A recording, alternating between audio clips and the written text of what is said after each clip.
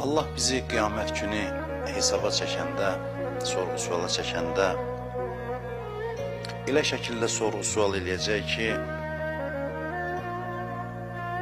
sadə dillə desək, qaçan yerimiz olmayacaq. Allah bizi elə bir şəkildə sorğu-sual eləyəcək ki, bəzi məqamlarda başımız aşağı olacaq. Dünyada hazırladığımız cavablar bizə kömək eləməyəcək. Məsələn, bizdən soruşacaq ki, niyə filan işi gördün, filan işi görmədin?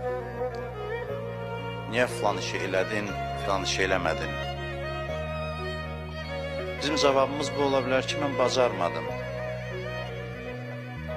Nəfsim mənə qalib gəldi, şeytan mənə güc gəldi.